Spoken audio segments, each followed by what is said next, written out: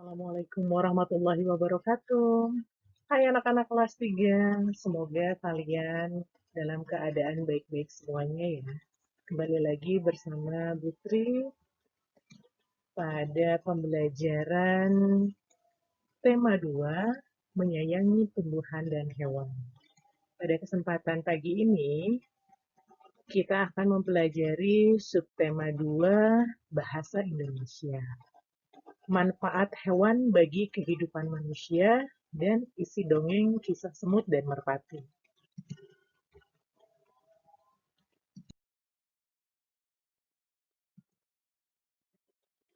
Perhatikan gambar di bawah ini ya. Nah, di gambar ini ada gambar hewan dan tumbuhan yang bisa kalian lihat. Sesuai dengan tema 2 kita kali ini, yaitu menyayangi tumbuhan dan hewan. Dari gambar ini terlihat ada hewan-hewan ya dan tumbuhan. Kalian bisa perhatikan.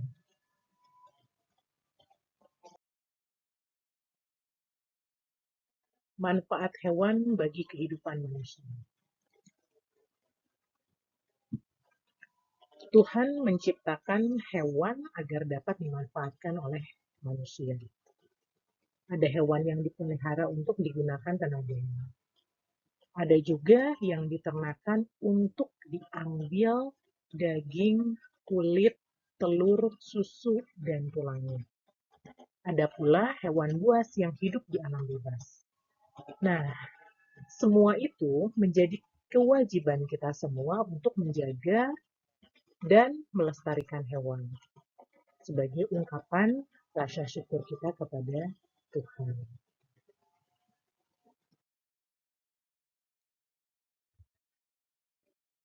Materi kita yang kedua, kita akan mempelajari tentang dongeng. Di subtema 1 yang lalu, kalian pun sudah mempelajarinya. Dan di buku tema 2, untuk muatan pelajaran bahasa Indonesia ini banyak sekali cerita-cerita dongeng yang bisa kalian baca. Nah, Putri akan kupas selintas tentang dongeng.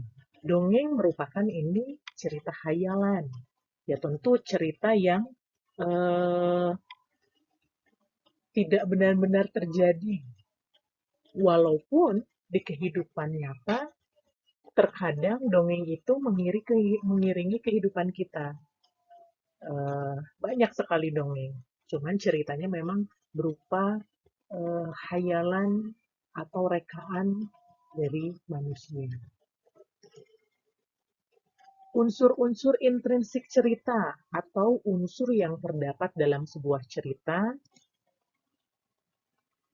Nah, yang pertama ada tema. Jadi dongeng itu berkisah tentang apa sih? Gitu. Tokoh berarti pelaku-pelaku yang ada di dalam dongeng tersebut. Kemudian watak atau sifat tokoh.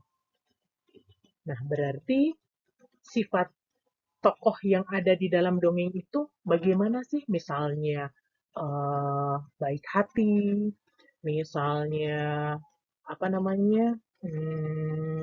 pemarah, gitu kan? Sifatnya. Nah, di berbagai macam cerita-cerita dongeng, kalian akan temukan unsur-unsur intrinsik sebuah cerita. Jadi unsur yang ada di dalam sebuah cerita tersebut.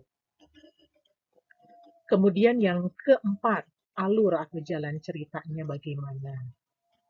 Kemudian latar. Nah, latar ini meliputi tempatnya di mana, waktu, kemudian suasana. Amanat. Jadi di dalam sebuah dongeng itu pasti ada sebuah pesan yang ingin disampaikan oleh penulis dalam isi dongengnya tersebut kepada pembaca.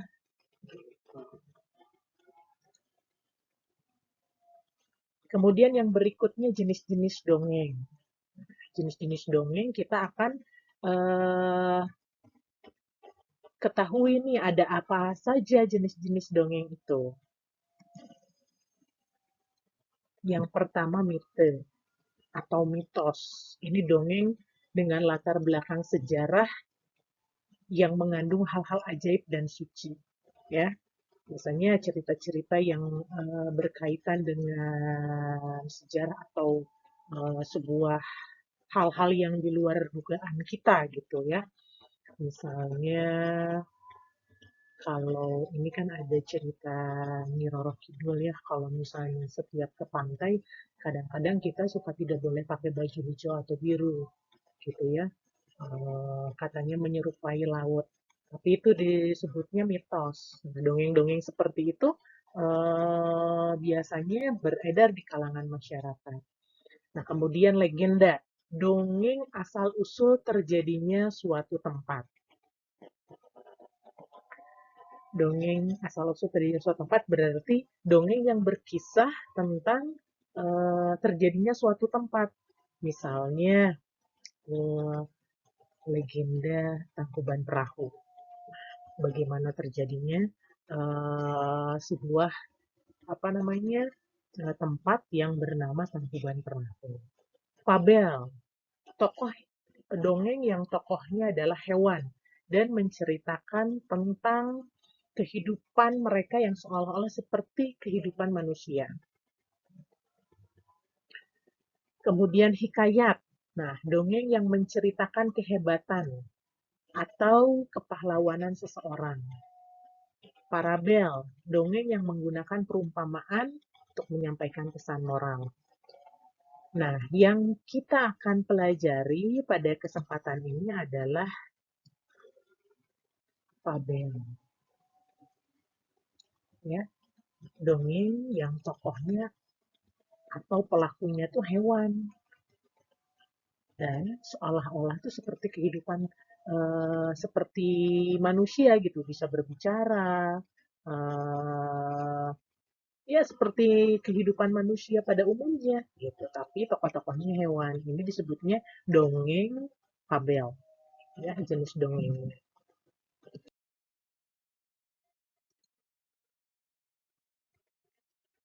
Simaklah dongeng di bawah ini. Nah, dongeng kali ini tentang kisah semut dan merpati. Pengarangnya anonim. Apa sih maksudnya anonim itu, Putri? Nah, anonim itu berarti tidak diketahui pengarangnya. Putri bacakan ya cerita dongeng ini. Pada suatu hari, ada seekor semut yang sedang berjalan-jalan mencari makan di pinggir sungai. Seperti biasa, dia berjalan dengan riang dan karena kurang hati-hati, tiba-tiba ia terjatuh ke dalam sungai. Tuh, kalian bisa lihat, si semutnya jatuh ke dalam sungai. Arus sungai menghanyutkannya. Semua itu timbul tenggelam dan kelelahan. Arus sungai menghanyutkannya. Semut itu timbul tenggelam dan kelelahan. Ia berusaha untuk menepi, tetapi tidak berhasil. Seekor burung merpati kebetulan bertengger di ranting pohon yang melintang di atas sungai. Melihat semut yang hampir tenggelam dan merasa iba. Ini ya, tuh ada burung merpatinya. Kita bisa lihat dari gambar tersebut cerita ini.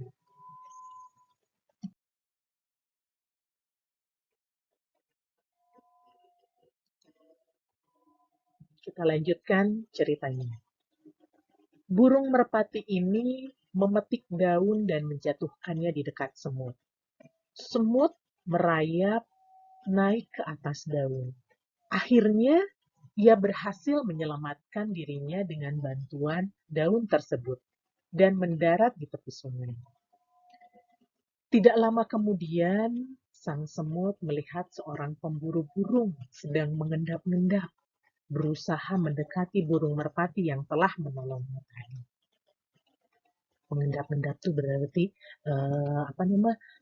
sampai tidak ketahuan ya, supaya burung merpatinya tidak tahu bahwa sang pemburu ini akan memburunya.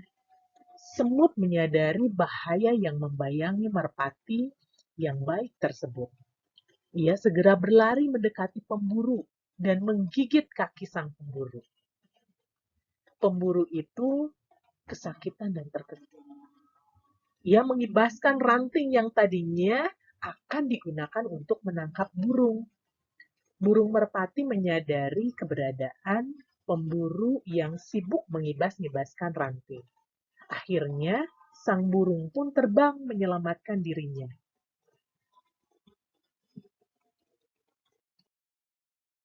Baik, dari cerita tersebut, kita akan menjawab beberapa pertanyaan berikut ini. Dari apa yang sudah kalian tadi simak dari cerita kisah semut dan merpati, kita cari tahu yuk tentang isi dongeng tersebut. Dengan menjawab pertanyaan-pertanyaan yang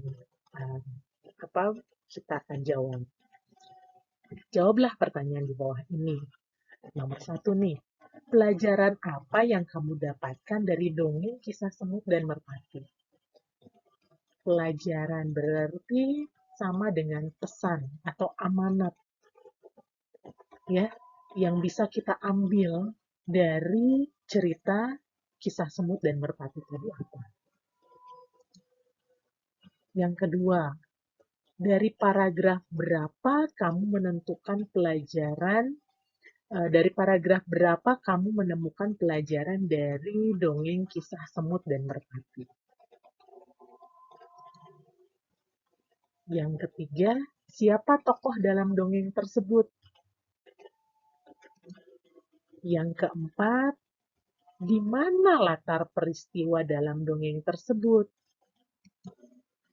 Dan yang kelima, mengapa semut terjatuh ke dalam sungai?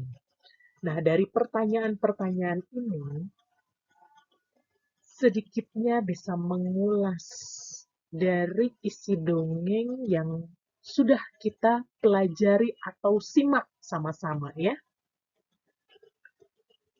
Tadi kita sudah belajar tentang unsur intrinsik cerita.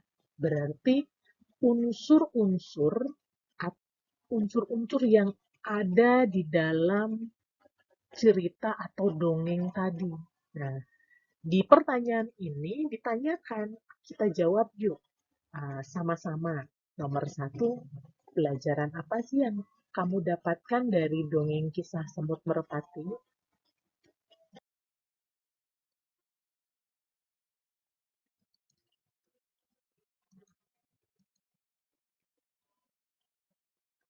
Barang siapa berbuat baik akan mendapat balasan yang baik juga. Pertanyaan nomor 2, pada paragraf berapa kita bisa menemukan pelajaran yang bisa kita petik dari dongeng tersebut ya.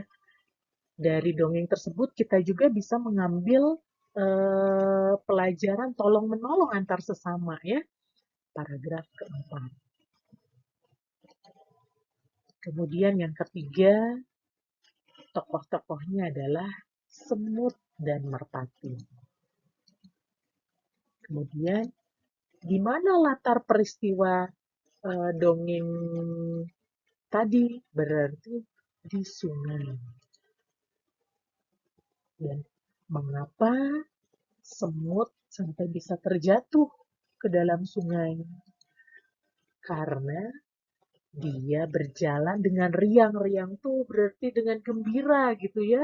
Mungkin ada sesuatu hal yang dia dapatkan sehingga dia berjalan begitu senangnya, tapi kurang hati-hati. Jadi saja terpeleset masuk ke sungai. Nah, dari cerita tentang semut dan merpati ini, tentu kita bisa mengambil pelajaran atau pesan yang ada di dalam dongeng tersebut bahwa Barang siapa yang berbuat baik akan mendapat balasan yang baik juga, ya. Baik anak-anak, demikian penjelasan Putri untuk materi bahasa Indonesia mengenai manfaat hewan bagi kehidupan manusia dan isi dongeng kisah semut dan merpati. Sampai jumpa lagi anak-anak. Wassalamualaikum warahmatullahi wabarakatuh.